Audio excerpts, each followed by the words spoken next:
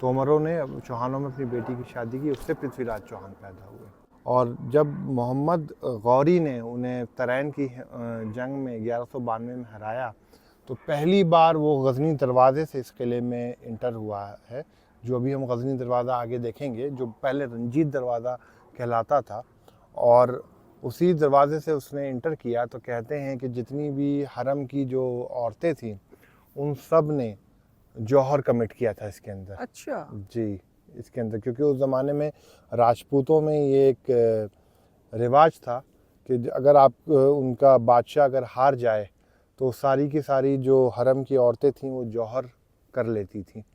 तो फिर तो कहते हैं कि मोहम्मद गौरी जब एंटर कर रहा था तो सारी सारी औरतों ने यहाँ हरम हरम के अंदर जौहर का इंतज़ाम करवाया। वो सब वो जौहर की आग में कूद गई।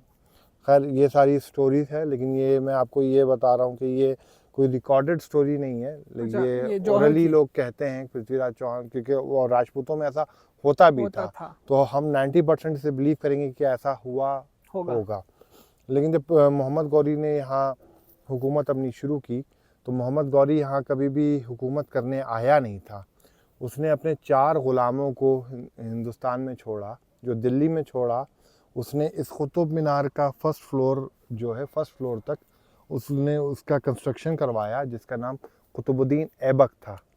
वो उसका एक ग़ुलाम था, जिस वजह से इस सल्तनत का नाम भी ममलूक सल्तनत ग़ुलाम वंश के नाम से कहलाया है।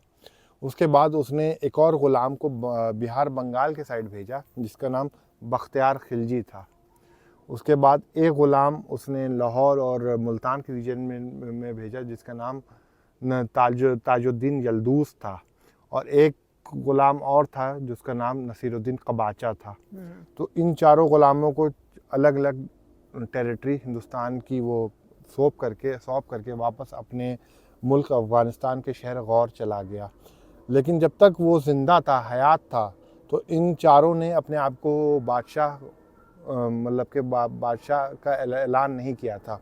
लेकिन 1206 की बात है, जब मोहम्मद गौरी पाकिस्तान में एक जगह है झेलम, वहाँ पे झेलम की रिवर वहाँ से क्रॉस करती है।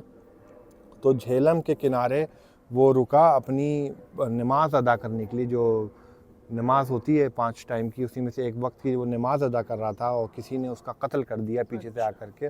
और उसकी अगर आप देखें तो पाकिस्तान में आज भी उस झेलम में एक शहर है झेलम, वहाँ उसका आज मकबरा है, जो पाकिस्तान गवर्नमेंट ने रिसेंटली 2010 में बनवाया है। पहले सिर्फ वो ग्रेव हुआ करती थी। और उसके बाद फिर कुतुबुद्दीन ऐबक ने अपने आप को यहाँ का बादशाह सुल्तान मतलब के ऐलान कर दिया। और उसके बाद उसने कुतुब मीनार की फर्स्ट फ्लोर तक उसने इसे मुकम्मल करवाया। और फिर उसने 1208 या 9 के दौर में उसे दिल्ली पसंद नहीं आई, क्योंकि दिल्ली में बहुत ज़्यादा गर्मी हुआ करती थी, और वो अपना कैपिटल शिफ्ट करके दिल्ली से लाहौर ले गया। और लाहौर में वो 1210 में चौगान खेल रहा था। चौगान, जिसे आज के ज़माने में हम पोलो कहते हैं, जो हॉर्स पे बैठ के, घोड़े पे बैठ करके स्टिक से बॉल को खेला जाता है, उसे पोलो कहते हैं।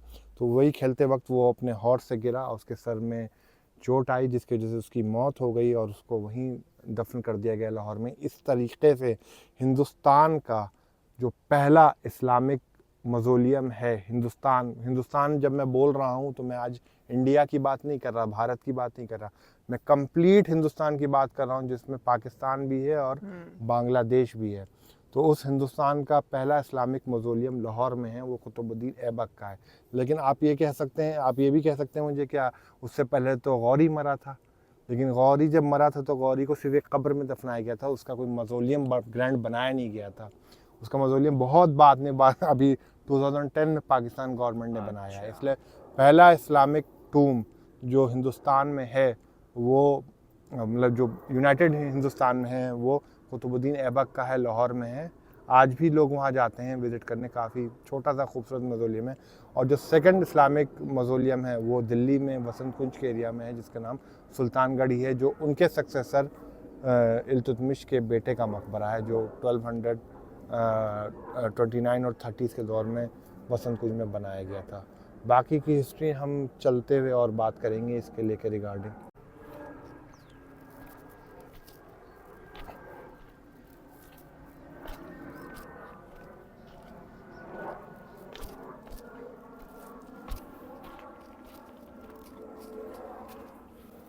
ये जो अभी हम जहाँ चल रहे हैं दोस्तों, ये कंप्लीट दीवार है लाल कोट की, और यहाँ पे आप बहुत सारे बेस्टियंस देख सकते हैं।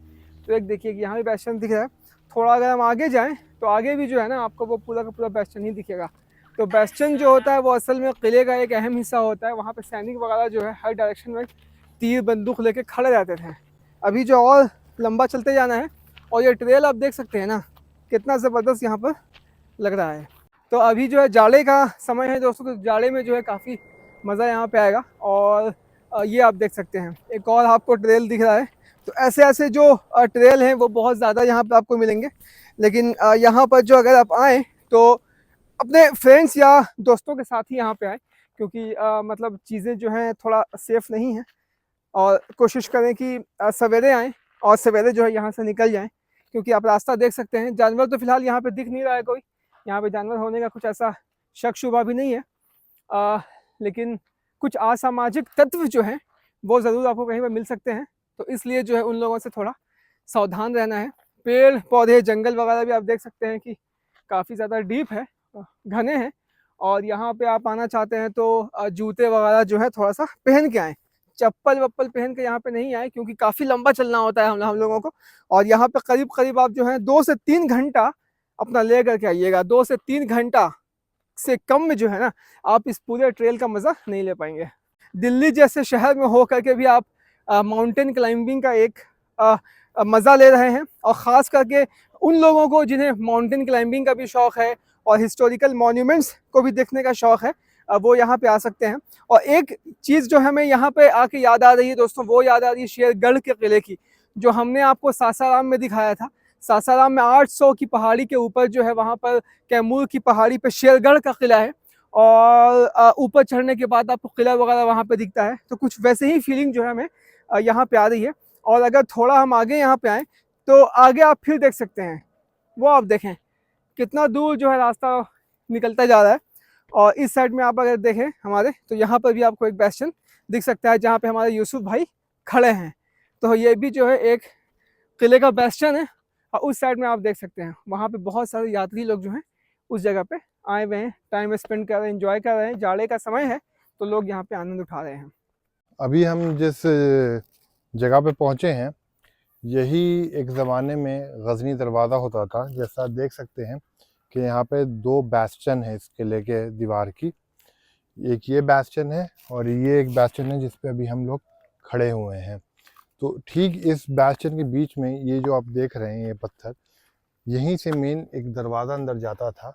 और तोमरों के ज़माने में और चौहानों के ज़माने में इस दरवाज़े को रंजीत दरवाज़ा कहा जाता था। अच्छा। और बाद में जब गौरी ने जब इस किले को फतेह कर लिया था तो उसने इस दरवाज़े का नाम गज़नी दरवाज़ा रख दिया था। तो ये वही दरवाज़ा है जहाँ से गौरी फर्स्ट टाइम एंटर किया था इस किले के अंदर। और ठीक इसके सामने जो वहाँ पे अगर हम जब नीचे जाएंगे थोड़ा तो कुछ पत्थर नज़र आएंगे वहाँ पे आपको। और कुछ ग्रीन ग्रीन कलर का भी नज़र भी आ रहा है नीचे। तो वहाँ पे एक ज़माने में हाजी रूसबी की मज़ार हुआ करती थी, जो फर्स्ट सूफ़ी हैं दिल्ली के। और ये मज़ार काफ़ी पुरानी थी। और अभी इसी साल फरवरी 2024 में DDA ने उसे तोड़ दिया था, जिसके रिगार्डिंग बड़ा एक कंट्रोवर्सी क्रिएट हुई थी दिल्ली के अंदर।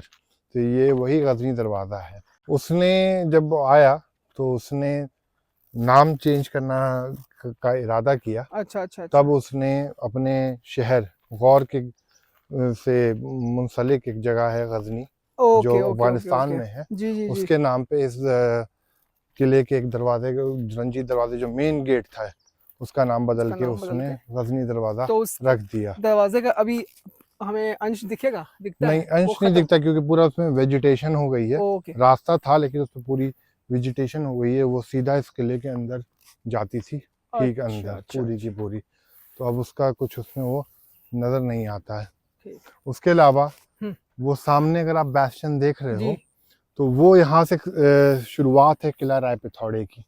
और थोड़ा सा अगर आप आगे बढ़ो, आइए आगे बढ़े हम थोड़ा। तो जब आप थोड़ा आगे बढ़ोगे तो काफ़ी बड़ा पोर्शन आपको किला राय पिथौड़ा जो एक्सटेंशन है इस फोर्ट का, वो आगे चल के उस बेस्टियन से, जो सामने आपको बेस्टियन नज़र आ रहा है, वहाँ से आपको नज़र आने लगेगा। जो पृथ्वीराज चौहान का एडिशन है इस फोर्ट के अंदर, वो देखें आप, वो सामने नज़र आ रहा है आपको। ये देखिए, हम्म। ये अरावली के पत्थरों से जो बना हुआ ये आउटर बैस्टन है। और यहीं से किला राय पिथौड़ा यहाँ से शुरू होते हुए मालवीय नगर और साकेत जाता है यहाँ से। लेकिन अब तो ये ख़त्म हो गया, बीच में MG रोड बना दी गई, महरौली बदरपुर रोड, तो उसके बाद उसे बीच में तोड़ दिया गया। लेकिन जब आप साकेत मेट्रो स्टेशन या मालवीय मेट्रो स्टेशन से जब बाहर निकलेंगे तब आपको उस राय पिथौड़ा के जो रिमेनेंट्स हैं वो नज़र आते हैं आपको पूरे के पूरे। ये सारा का सारा जो है वो राय पिथौड़ा वाला राय एक्सटेंशन है। पिथौड़ा वाला एक्सटेंशन है। जी।